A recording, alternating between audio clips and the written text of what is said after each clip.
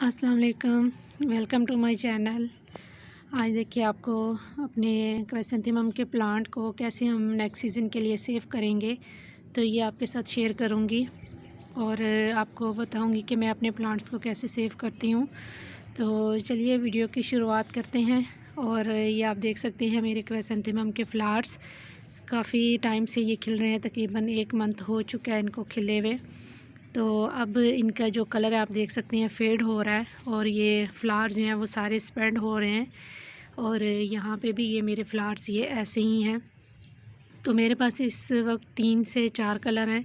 तो एक ये पिंक कलर है, इसके पहले कुछ फ्लावर्स जो थे वो मैंने कट कर दिए थे और आप ये देख सकते हैं कि इसके जो ऊपर वाली ये पत्तियां हैं ये फंगस की वजह से ख़राब होना शुरू हो गई हैं। तो इस तरह अगर हमने अभी इनको सेव ना किया तो ये हमारे प्लांट जो हैं वो ख़राब हो जाएंगे और मज़ीद इन पे एफ़र्ट्स का और बहुत सी बीमारियों का अटैक हो जाएगा, जिस वजह से हमारे प्लांट जो हैं वो फिर बच नहीं पाएंगे और उनको बचाना मुश्किल हो जाएगा।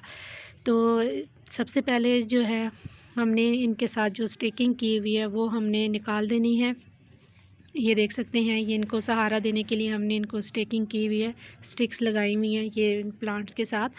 तो इनको हमने सबसे पहले निकाल देना है। तो ये निकाल के फिर अगला स्टेप फिर मैं आपके साथ शेयर करती हूँ जी। तो ये देखिए मैंने अपने सारे प्लांट्स की जो स्टिक्स हैं वो उतार दी हैं और ये अपने वज़न की वजह से नीचे को झुक गए हैं, ये प्लांट सारे नीचे को गिर गए हैं।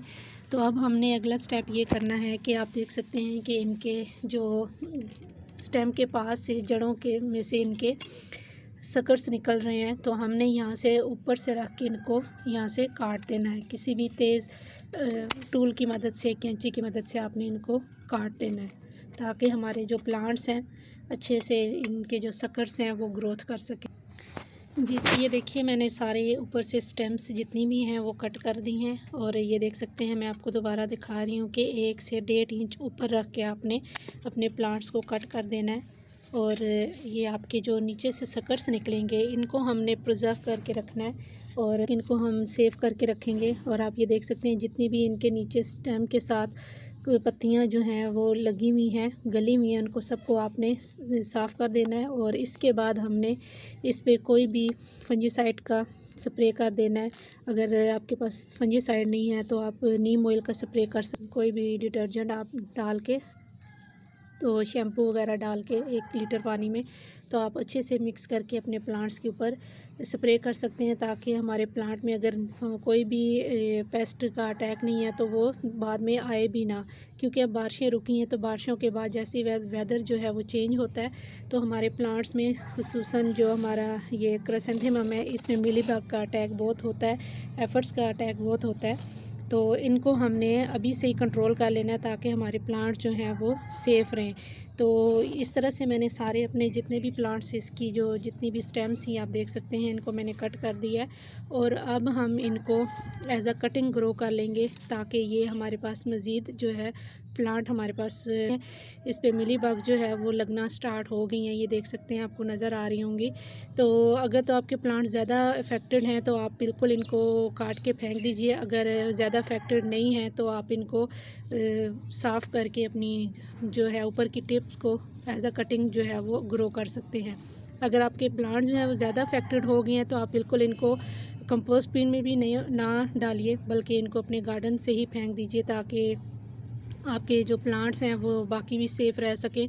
तो जैसे ही मौसम चेंज होता है तो ये मिलीबग जो है वो फ़ौरन से इनके ऊपर अटैक करती हैं और एफ़र्ट्स भी जो लग जाते हैं जिसे हम काला तेला बोलते हैं, जो बाद में इनकी टिप्स के ऊपर से जो है वो प्लांट का रस चूसते रहते हैं। ये मैं आपको दिखाऊं अगर आपको नज़र आ रहा हो तो ये देख सकते हैं ये ब्लैक कलर के एफ़र्ट्स, ये देखिए ये ऐसे लग जाते हैं। तो इसलिए हमने अपने प्लांट्स की जो है वो पत्तियां जो है सारी नीचे से कट कर देनी है ताकि हमारे प्लांट के जो सकर्स निकलेंगे, ये देख सकते हैं सकर्स निकलेंगे, इनको हमने नीम ऑयल का स्प्रे कर देना है।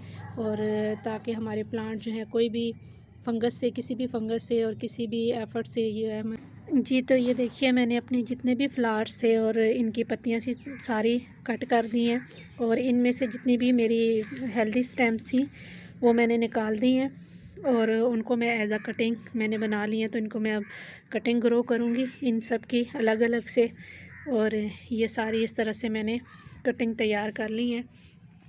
यहाँ पे भी मार्किंग जो है वो हमने कैसे करनी है ये आप देख सकते हैं। ये मैंने वाइट कलर लिखा है। आप कोई भी गमले का टूटा हुआ कोई ठिकरी ले सकते हैं, जिसके जो अंदर वाली साइड है उस पे हमने लिखना है अपने प्लांट का कलर।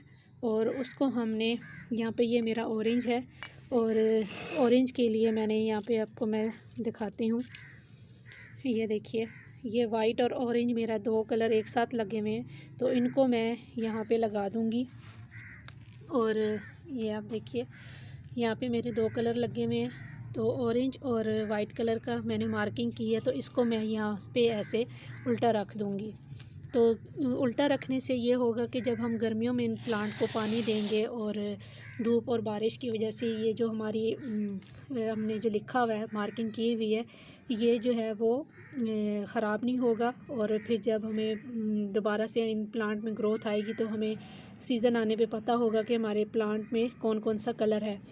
तो इस तरह से हमने अपने प्लांट को सेव कर लेना है। और जो हमने इस तरह से ठीकरी के ऊपर मार्किंग की है, इसको भी हम ऐसे रख देंगे कि अपने पॉट के इस तरह से हमने रख देना है पॉट के अंदर। और इसके बाद हमने 10 दिन के बाद इसमें हमने गोबर खाद जो है वो देनी है।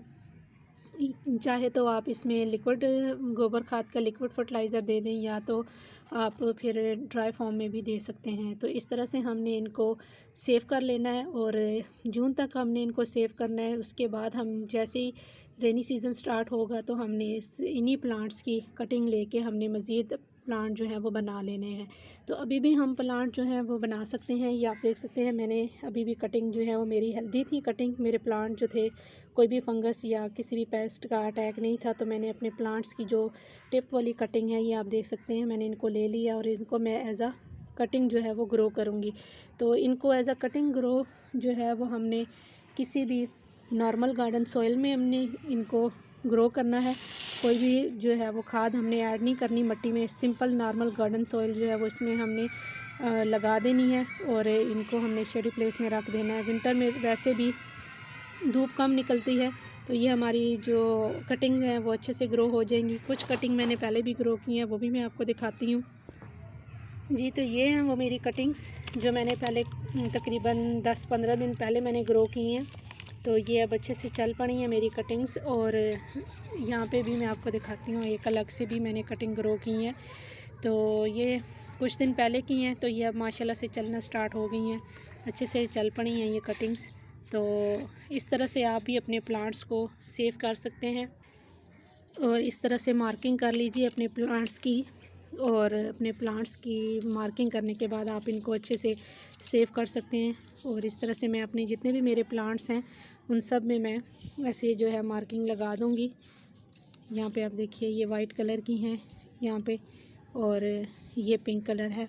इसमें भी 2 कलर लगे हुए हैं। अभी मैं दूसरा भी मार्क कर लूँगी, इस पे लिख लूँगी। तो इस तरह से हमने इनको उल्टा करके रख देना है। तो उम्मीद है कि आज का वीडियो आपके लिए हेल्पफुल रहा होगा। तो आप भी अपने प्लांट्स को जल्दी से सेव कीजिए ताकि आपको नेक्स्ट सीज़न इनके अच्छे से फ्लावरिंग देखने को मिल सके। तो इंशाल्लाह फिर मिलेंगे किसी और टॉपिक के साथ। तब तक के लिए अल्लाह हाफ़िज़।